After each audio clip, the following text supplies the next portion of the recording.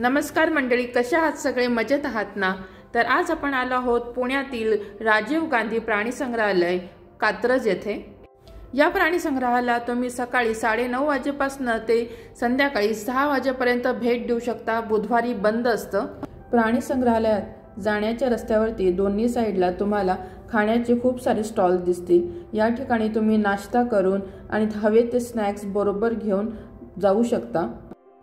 आज आम्ही रविवारी आलेलो आहोत आणि रविवारी इथे खूप गर्दी असते। जर तुम्ही सकाळी लवकर 9:30च्या दरम्यान आलात तर तुम्हाला पटकन तिकीट्स मिळतात, नाही तर खूप मोठी लाईन अशी लागते। कात्रजला उतरल्यानंतर अशा मोठ्या मोठ्या घारी आम्हाला दिसलेल्या आहेत। आमचे हे गेले आहेत तिकीट काढण्यासाठी आणि या ठिकाणी तिकीट काढण्यासाठी ऑनलाइन पेमेंट सिस्टीम नाही आहे, तुम्हाला कॅश मध्ये पेमेंट करावं लागणार आहे। आणि ही बघा तिकीट काढण्यासाठी केवढी मोठी लाईन आहे आणि अजूनही ती लाईन वाढतच आहे। मोठ्या लोकांसाठी तिकिटाचा दर हा 40 रुपये आहे आणि लहान मुलं जे 3 वर्षाच्या खालती आहेत त्यांच्यासाठी हा तिकिटाचा दर 10 रुपये आहे। जोपर्यंत तिकीट काढले जात आहे तोपर्यंत मी, माझ्या सासूबाई आणि माझ्या मावस सासूबाई यांनी कैरीच्या फोडीचा आनंद घेतला। मी माझ्या मोठ्या मावस सासूबाईंची वाट बघत होते आणि तोपर्यंत आम्ही पोंगे घेतले आणि पोंगे खात लहान झालो। ज्याची आतुरतेने वाट बघत होतो ते तिकीट आता आमची निघालेले आहेत। प्राणी संग्रहालयात फिरत असताना कोणते नियम आपल्याला पाळायचे आहेत याच्याबद्दल सुद्धा इथे दिलेलं आहे। झू मध्ये प्लास्टिकच्या पिशव्यांना बंदी आहे, त्यामुळे तुमचा जवळचा जो काही खाऊ आहे तो तुम्ही इथे पेपर बॅग मध्ये टाकायचा आहे आणि ते पॅक करून घेऊन जायचं आहे। या पेपर बॅगची किंमत आहे 2 रुपये। पण ह्या अशा उपक्रमामुळे आतमध्ये प्लास्टिकचा कचरा बिलकुल सुद्धा नाही आहे। आणि त्याचबरोबर जर तुमच्याकडे प्लास्टिकची पाण्याची बाटली असेल तर तुम्हाला 10 रुपये इथे डिपॉझिट करावे लागतात आणि परत येताना तुम्हाला ही प्लास्टिकची बाटली परत दाखवून त्यांच्याकडनं 10 रुपये आपण परत घेऊ शकतो। आता आपली झू मध्ये एंट्री झालेली आहे। आता या झूचे पण 2 पार्ट्स पडतात। 2 पार्ट्स मध्ये एक पार्ट आहे जो सर्प उद्यान आहे आणि एक आहे जो वन्य प्राण्यांचा झू आहे। ज्यांची वाट बघत होतो त्या माझ्या मोठ्या सासूबाई आलेल्या आहेत आणि मी खूप लकी आहे की मला अशा सासूबाई मिळाल्या आहेत की ज्या माझ्या नेहमी आईसारखी काळजी घेतात।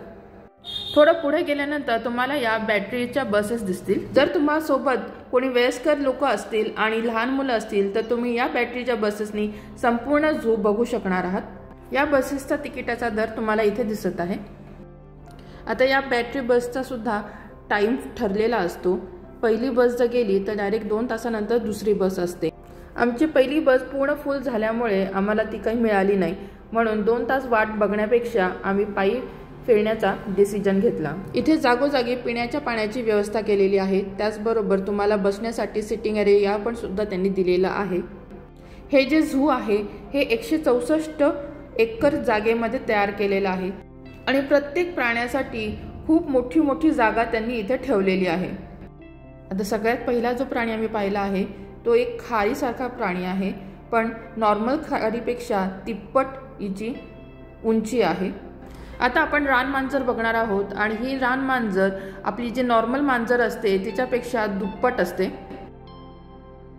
आजच्या या व्हिडिओमध्ये इथे जे प्राणी आहेत तर ते प्राणी आणि त्यांच्याबद्दलची थोडीशी इन्फॉर्मेशन मी तुम्हाला इथे दाखवणार आहे, तर हा व्हिडिओ शेवटपर्यंत नक्की बघा।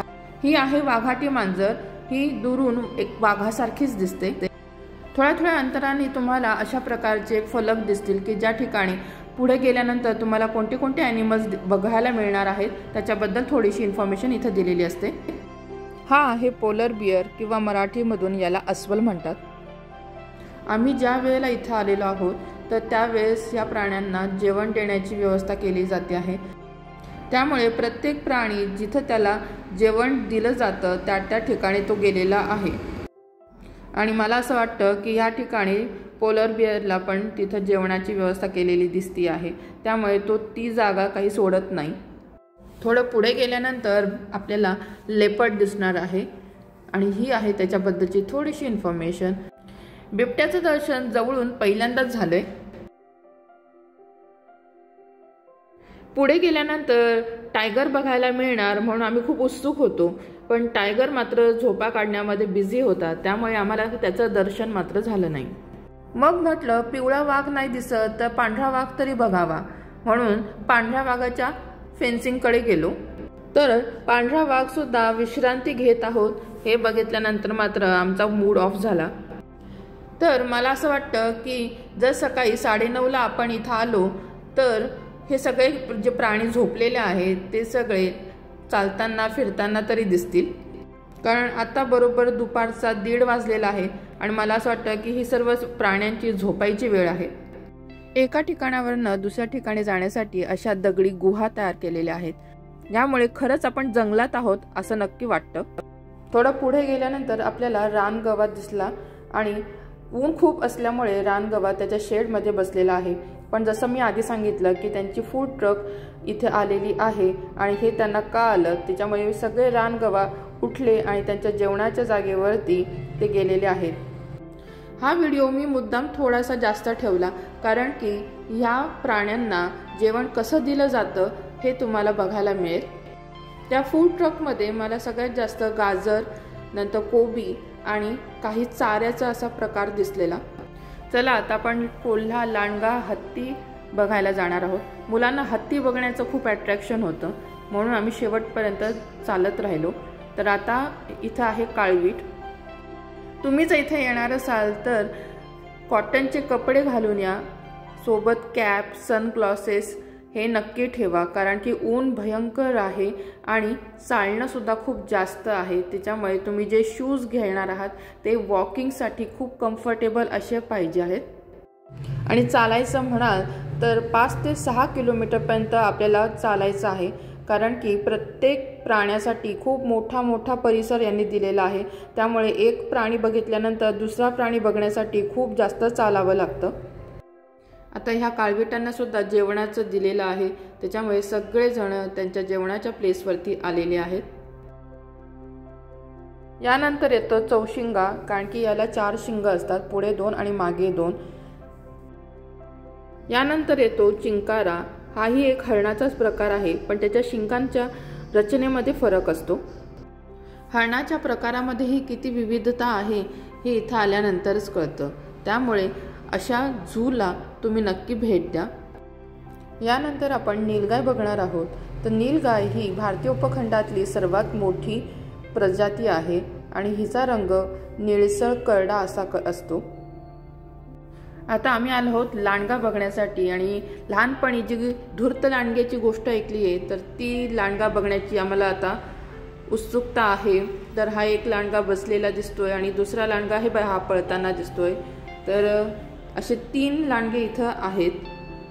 चला आता जंगलचा राजा सिंह याची भेट घेण्याची वेळ आहे, पण अपॉइंटमेंट न घेतल्यामुळे त्यांनी आम्हाला दर्शन देण्यासाठी नकार दिला। पुढच्या वेळेस नक्की भेटू असं म्हणून आम्ही हत्ती बघण्यासाठी गेलो। लहान मुलांना हत्ती बघायचा होता म्हणून अगदी शेवटपर्यंत आम्ही चालत गेलो आणि इथे हे 2 हत्ती आम्हाला बांधलेले दिसले। लहान मुलं चालून थकतात, मग आईवडिलांची अशी ही कसरत होते। माझी मुलगी चालून थकली म्हणून तिच्या वडिलांनी तिला असं खांद्यावरती घेतलं। म्हणूनच जर तुमच्याबरोबर लहान मुलं असतील आणि वयोवृद्ध असतील तर बॅटरी बस करूनच हे झू बघण्यासाठी या। जे लोकांनी इथे येऊन हत्ती बघितलाय ना त्यांनी प्लीज कमेंट करा की तुमचा हत्ती बघण्याचा एक्सपिरियन्स कसा होता।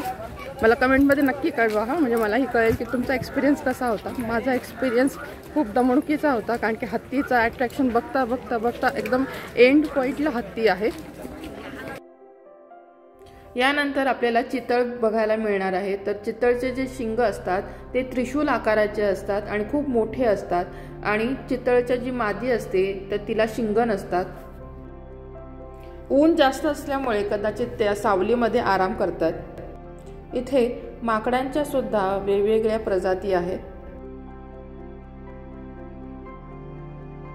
इथून आपण झूच्या दुसऱ्या भागामध्ये जाणार आहोत, जे आहे पुण्याचं स्नेक पार्क। या ठिकाणी आपल्याला विषारी बिनविषारी सापाचे प्रकार, सुसर, मगर, कासव या प्रकारे बघायला मिळणार आहेत। आता हा जो सापाचा प्रकार आहे हा आहे धामण। हा शेतामध्ये सर्वत्र आढळतो आणि हा बिनविषारी साप आहे। यानंतर सगळ्यात विषारी सापांमध्ये नाग हा साप इथं आहे। या सापाच्या डोक्यावरती 10चा आकडा असतो। आता हे आहे कासवाचे प्रकार। तर हा आहे पाण्यातील कासव। यानंतर हा आहे चांदणी कासव, कारण की याच्या पाठीवरती चांदणीच्या आकाराचे डिझाइन आहे। थोडं पुढे गेल्यानंतर आपल्याला सुसर दिसणार आहे।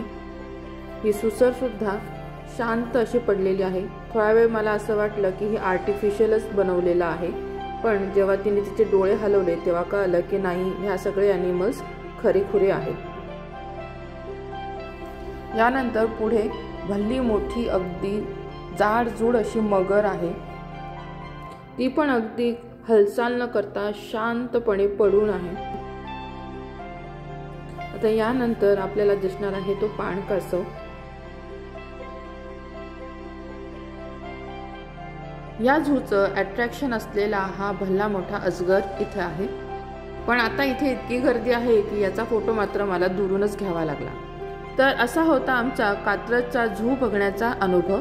आजचा हा व्हिडिओ जर तुम्हाला आवडला असेल तर महिमा क्रिएशन चॅनलला सबस्क्राईब आणि या व्हिडिओला लाईक करायला विसरू नका। पुन्हा भेटूया अशाच एका मस्त व्हिडिओसह। तोपर्यंत बाय बाय।